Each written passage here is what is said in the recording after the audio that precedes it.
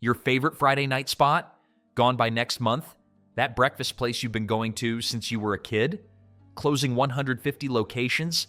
That restaurant chain where you had your first date? Filing bankruptcy as we speak. We're going to show you exactly which beloved restaurants are shutting down in 2025, why it's happening, and what this means for your neighborhood.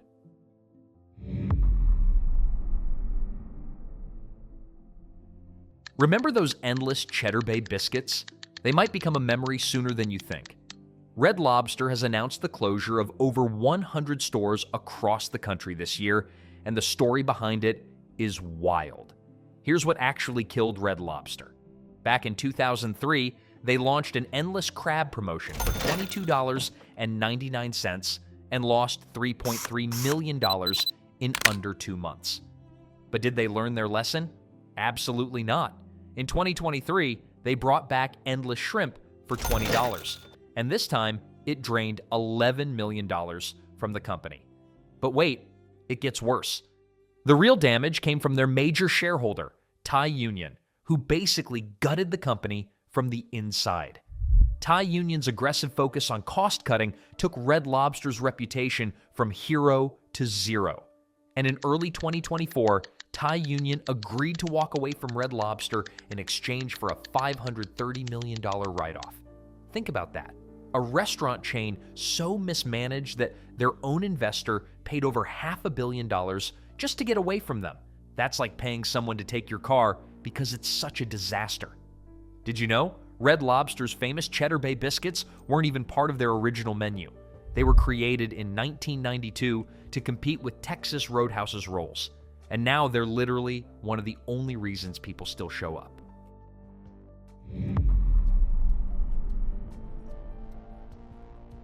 TGI Fridays made its debut in New York City in 1965, quickly gaining popularity for its burgers, appetizers, and classic American fare. Fast forward to today, and this once mighty chain is on life support. The numbers are brutal. In 2020, the chain operated 386 restaurants in the United States, but as of March 2025, it's down to 123. That's a loss of over 2/3 of their locations in just 5 years. In November 2024, TGI Fridays filed for bankruptcy, and then in January 2025, the company's final 4 locations in Las Vegas were shut down, turning the entire region into a TGI Fridays dead zone. Over 30 locations across New York, Ohio, New Hampshire, Massachusetts, Maryland, and Pennsylvania were closed in the same time frame. Here's the crazy part.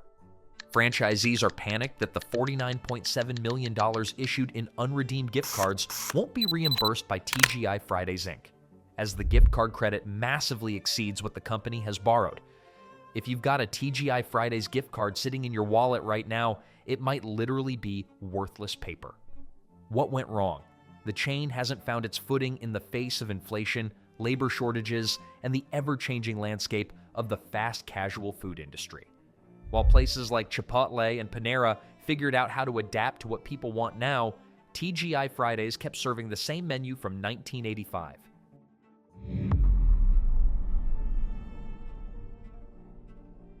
This one hits different because Denny's has been an American institution for over 7 decades. But even nostalgia can't save you when the business fundamentals collapse Denny's plans to close 150 of its lower-performing restaurants through 2025, with 50% closing by the end of 2024. These restaurants make up about 10% of Denny's total locations, which might not sound like much until you realize that's 150 communities losing their 24-hour breakfast spot. And here's what's really changed. Denny's will also pare down its menu, going from 97 to 46 options, and ease up on its requirement for all locations to be open 24/7 Denny's. That's not open 24/7. That's like McDonald's without French fries. It fundamentally changes what the brand is. The company cited restaurant inflation and a shift away from family dining as contributors to fledgling sales, and it marks the restaurant's 5th straight quarter of year-over-year sales declines. The truth is, people don't eat the way they used to. Younger generations aren't driving to sit-down restaurants at 2 a.m. after a night out. They're ordering Uber Eats at home. the world moved on, and Denny's couldn't keep up. If you're finding this video helpful, do me a huge favor and hit that subscribe button right now. We're covering restaurant closures, food industry news, and consumer alerts every single week, and I guarantee you'll want to see what's coming next. Drop a comment below telling me which restaurant closing shocked you the most. Now, let's keep going.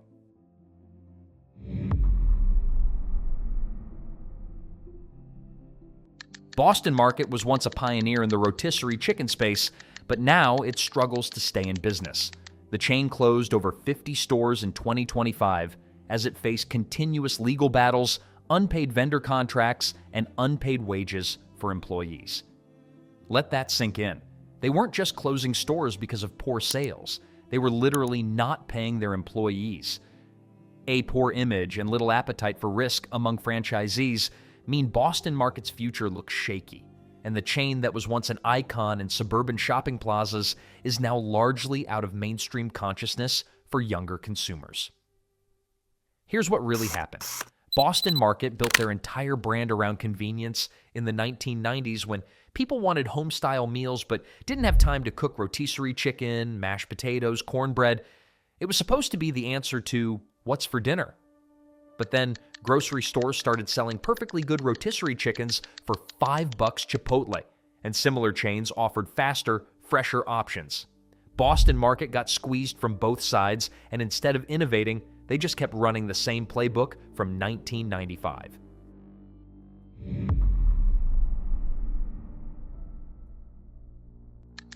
Pizza Hut has closed hundreds of dine-in outlets in 2025 as it shifts to delivery and carry-out.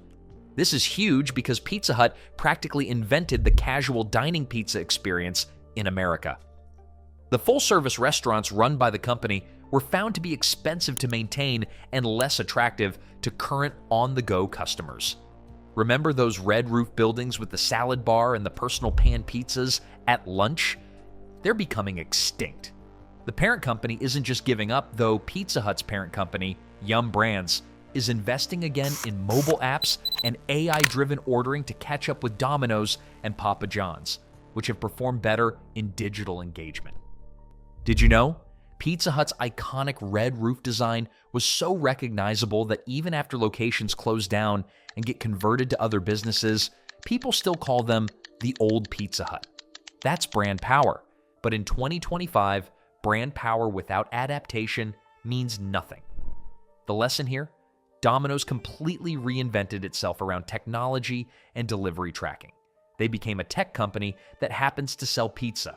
Pizza Hut tried to coast on nostalgia, and it's costing them everything.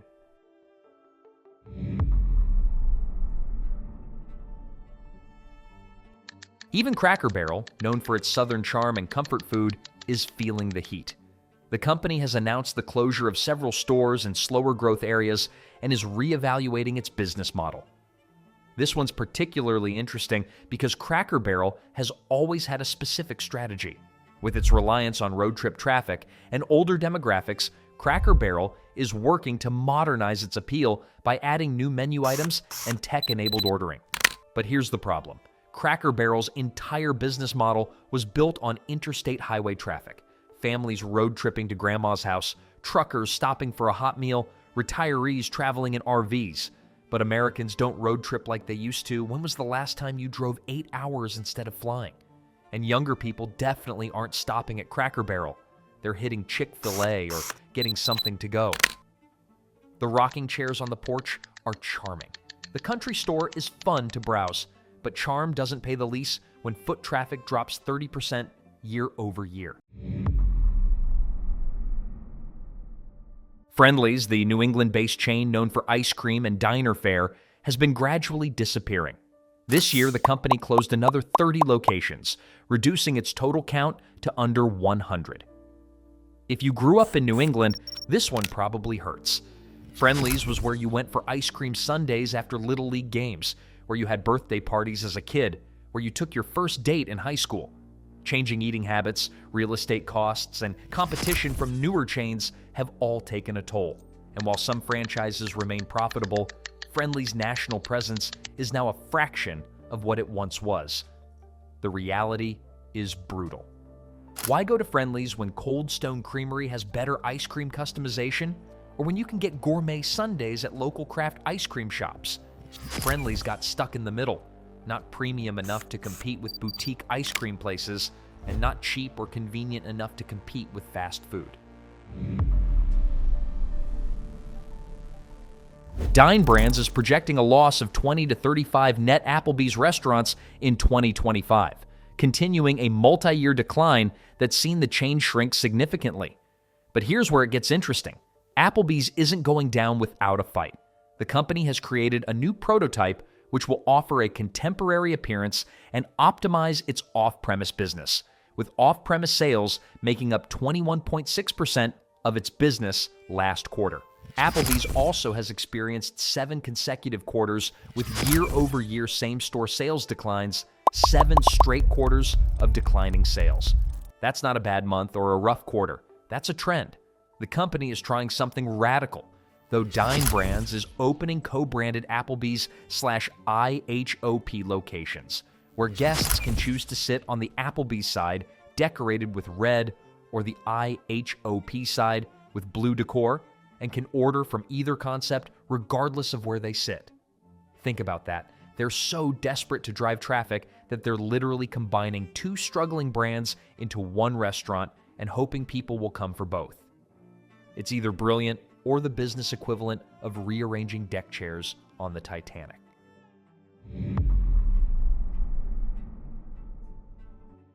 On the Border Mexican Grill and Cantina filed for Chapter 11 bankruptcy in March and closed 77 underperforming locations across 24 states. That's not trimming fat. That's amputation. In May, it was purchased by Pappas Restaurants in an auction, which says it hopes to save the chain. But saving a chain that just closed 77 locations is like saving a patient who's already coding in the ER. The chief restructuring officer said something really revealing. On the Border has been weighed down in recent years by macroeconomic factors that have negatively impacted the company, with casual dining restaurants acutely affected by consumer sensitivities to eating out versus staying in translation. People would rather order Chipotle or make tacos at home than pay $25 for fajitas at a strip mall restaurant. It's not just on the Border. It's the entire casual dining Tex-Mex category getting demolished. By April 2024, Tijuana Flats closed 40 locations and racked up $19 million in debt. But the reason why is actually fascinating. A 2021 menu expansion, likely a knee-jerk reaction to COVID-19's destruction, did more harm than good, as the new items required more equipment and manpower to execute properly, and the high-risk menu strategy crumbled under Tijuana Flats' dwindling customer base. This is a perfect example of how trying to do too much can kill you. They thought expanding the menu would bring in more customers, but instead it made operations more complex, slowed down service, increased costs, and confused their brand identity. It's like trying to save a sinking ship by adding more rooms. The chain got its start in Florida in 1995, when the customized burrito concept wasn't as crowded by the likes of Moe's, Chipotle, and Qdoba. They were early to the party, but couldn't compete when the big players showed up. Del Taco franchisee Newport Ventures closed all 18 of its Colorado locations in March after a dispute with Del Taco and a bankruptcy, leaving one restaurant open in the state 18 locations gone overnight. If you lived in Colorado and loved Del Taco, you probably woke up one morning and your local spot was just closed. No warning, no going out of business sale, just locked doors. But here's the bigger picture. Del Taco's parent company, Jack in the Box Inc., said in October that it is selling Del Taco Holdings Inc., the franchisor of 550 restaurants, to Yadav Enterprises Inc. for $115 million. When a parent company sells off a brand for a relatively small amount like that, it's basically admitting defeat. Jack in the Box is cutting its losses and moving on. For Del Taco fans, that's a bad sign for the future. Did you know? Del Taco was actually founded before Taco Bell, starting in 1964. They were the original fast food Mexican chain in Southern California. But being first doesn't mean staying on top. So what's actually happening to the restaurant industry? It's not just bad luck or poor management. Three massive forces are converging, reshaping the entire landscape from small-town diners to national chains. First, labor and food costs have exploded. According to industry data, 87% of operators faced increased food prices in 2024, and 88% reported higher labor costs. When your two biggest expenses both jump 20 to 30% in just 2 years, your margins disappear almost overnight. Proteins like beef, poultry, and seafood saw double-digit spikes due to supply chain disruptions and fuel costs. Add in mandatory minimum wage hikes in major cities and rising benefits costs, and the math simply stops working for many operators. Some restaurants tried to adapt by cutting portion sizes or raising menu prices, but consumers notice and pushback can be fierce. Second, consumer behavior fundamentally changed. Over a quarter of restaurant operators listed staffing as a major issue, forcing them to shorten hours, close on slower days, or limit service areas, each decision chipping away at revenue and customer satisfaction. But the deeper problem isn't just hiring. It's the shift in how people eat. Delivery and drive-through sales now make up a record share of restaurant traffic. While dine-in visits remain well below pre-pandemic levels, customers want convenience, not ceremony. Even when they do go out, they're spending less per ticket, favoring casual, value-driven options over sit-down dining. Loyalty programs and app-based discounts have become survival tools rather than marketing perks. Third, real estate is crushing them. Rent hikes and utility bills have pushed many units into the red, especially in high-rent urban areas. Those massive standalone buildings with sprawling parking lots, they made sense when land was cheap and traffic was predictable. Now, they're financial anchors. Many operators are downsizing into smaller footprints or switching to ghost kitchens, delivery-only setups that strip away the dining room entirely. But that model has its own flaws. Third-party delivery fees, brand dilution, and reduced customer connection. And hovering over all this is debt many restaurant groups borrowed heavily during the pandemic just to survive. Now, with interest rates still high, refinancing that debt is brutal. Some are defaulting quietly. Others are being forced to sell or consolidate. If this video opened your eyes, share it, especially with anyone who still eats at these spots every week.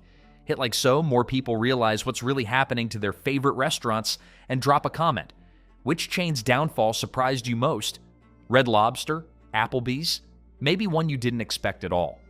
Subscribe to the channel for more deep dives into the rise and fall of America's biggest brands, and check out the next video to see which once-beloved fast food icons might be next on the chopping block. Stay curious, stay informed, and as always, don't just eat the story. Dig deeper.